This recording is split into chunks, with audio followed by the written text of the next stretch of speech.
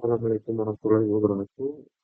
Dengan saya Ahmad Bimansuri, NPM 2311058. Di sini saya ingin mempresentasikan tentang fase-fase kompilasi.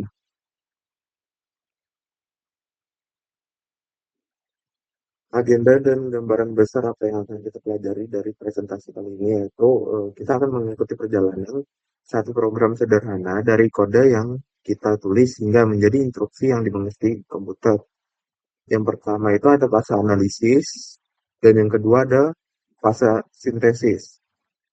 Analoginya yaitu untuk menerjemahkan, seperti menerjemahkan novel. Ya. Bayangkan saja, compiler itu adalah sebuah penerjemah novel dari bahasa Indonesia ke bahasa isyarat. Untuk front end-nya itu memastikan novel asli, tata bahasanya benar, alurnya logis, dan tidak ada kontradiksi dalam cerita. Untuk back end-nya, mencari cara tercepat dan paling ekspresif untuk menyampaikan cerita itu dalam bahasa isyarat. Mungkin dengan menyusun ulang urutan deskripsi untuk lebih dramatis. Masuk ke bagian satu yaitu fase analisis front end yaitu memastikan kode benar. Fase pertama itu adalah analisis leksikal atau scanner, mengubah huruf menjadi kata-kata.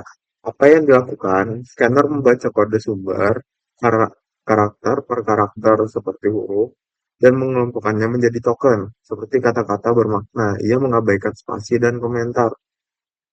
Mengapa ini penting? Ini adalah langkah pertama yang mendasar. Komputer tidak bisa memahami int x sama dengan 5 titik koma sebagai kalimat. Dia perlu tahu bahwa int adalah satu unit, x adalah unit yang lain, sama dengan adalah operator, dan 5 adalah angka. Contoh nyatanya, kodenya int jumlah sama dengan 10 plus nilai.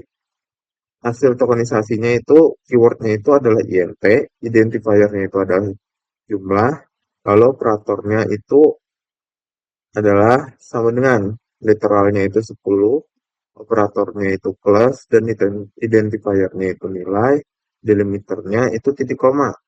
Ini seperti kamus awal untuk compiler. Fase kedua yaitu analisis sintaks atau parser.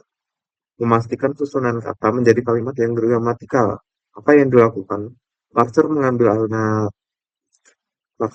aliran token dari scanner dan memeriksa apakah urutannya mengikuti aturan tata bahasa atau grammar bahasa pemrograman tersebut.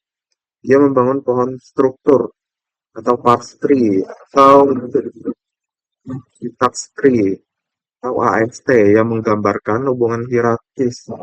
Mengapa ini penting?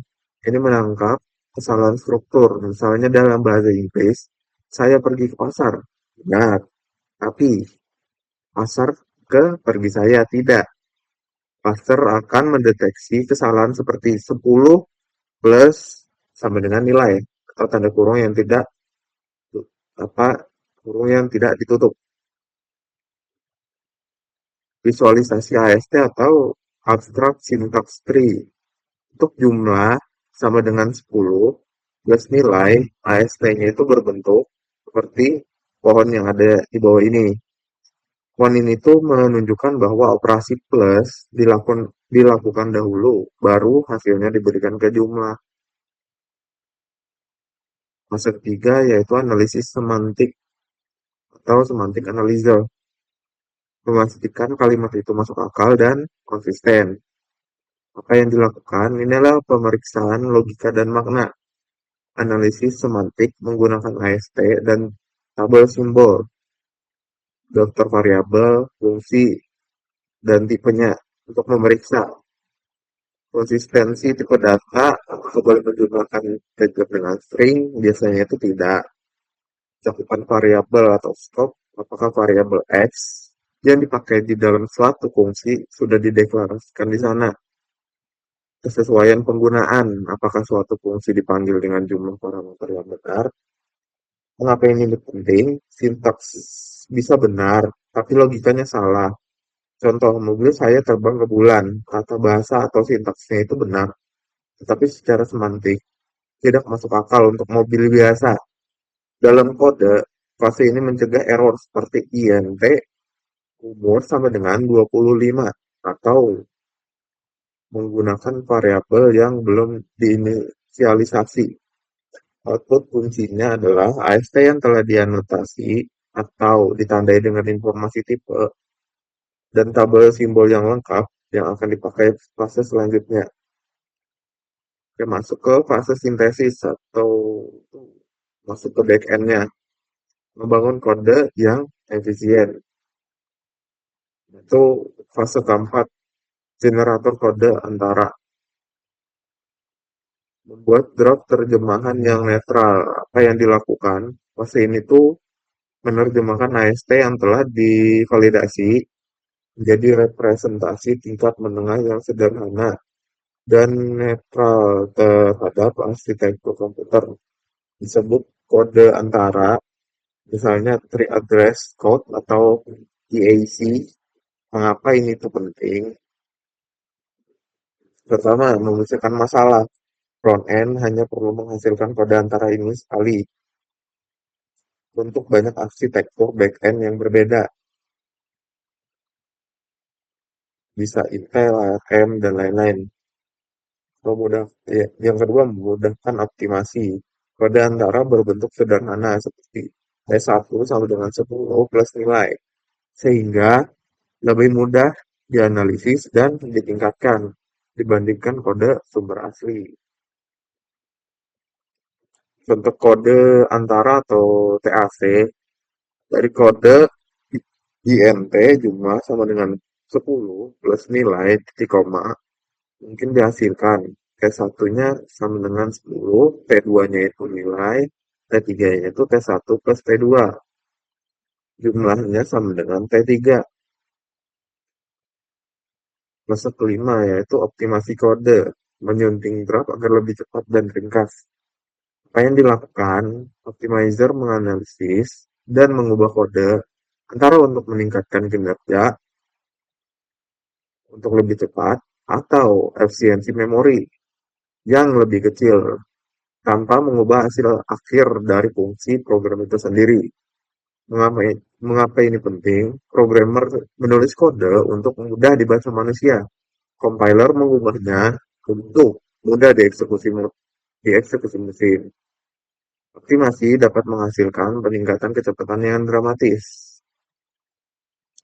Jenis-jenis optimasi, contohnya yang pertama itu ada constant folding, panjang sama dengan 3,14 kali 10. Langsung dibaca jadi panjang sama dengan 31,4. Dead code elimination, menghapus kode yang tidak akan pernah dieksekusi. Misalnya, kode di belakang, writer, yang pasti. Lalu yang terakhir, loop optimization, memindahkan perhitungan yang tetap di dalam loop ke luar loop. Tetap pada kode antara kita, compiler cerdas mungkin langsung menghasilkan T3 sama dengan 10 plus nilai tanpa variabel sementara T1 dan T2. Masuk ke 6 yaitu generator code. Menerjemahkan draft akhir ke bahasa target. Apa yang dilakukan di fase ini adalah fase terakhir. Generator code mengambil kode antara yang telah dioptimasi dan memetakannya ke dalam kode mesin spesifik untuk arsitektur CPU target, entah itu kali 86, ARM, MIPS, dan lain-lain. Dia menangani antara lain pemilihan instruksi mesin, alokasi registry, memori super cepat di CPU, pengaturan tata letak memori untuk data. Kenapa ini tuh penting? Inilah saat karet membentur jalan. Semua analisis dan optimasi akhirnya diwujudkan menjadi instruksi yang benar-benar bisa dijalankan prosesor. Kualitas generator kode sangat mempengaruhi kecepatan akhir program. output akhirnya kode mesin atau binary atau kode assemble representasi teks dari kode mesin.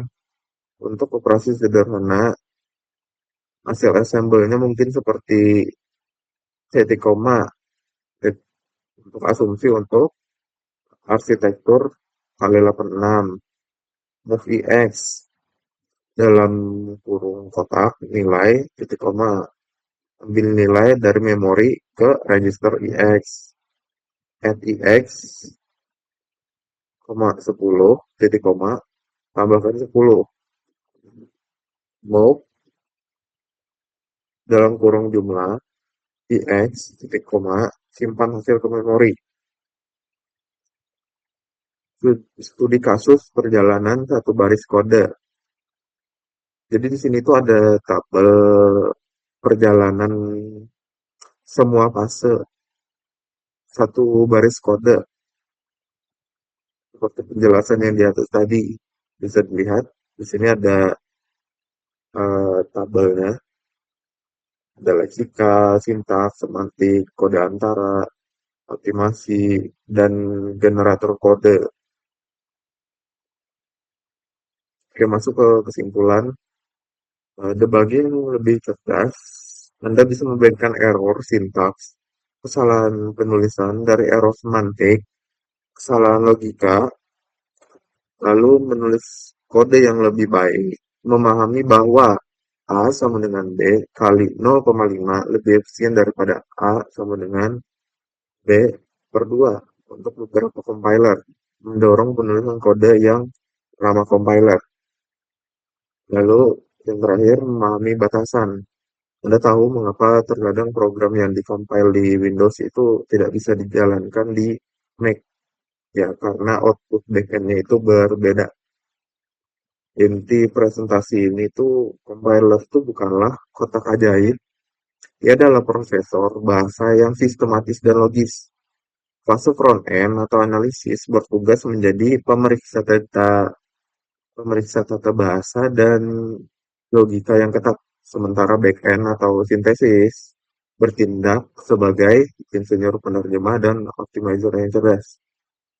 Dengan memahami, dengan memahami setiap tahapannya, kita bukan hanya menjadi programmer yang lebih baik, tetapi juga lebih menghargai kompleksitas dan keindahan dari alat yang kita gunakan sehari-hari.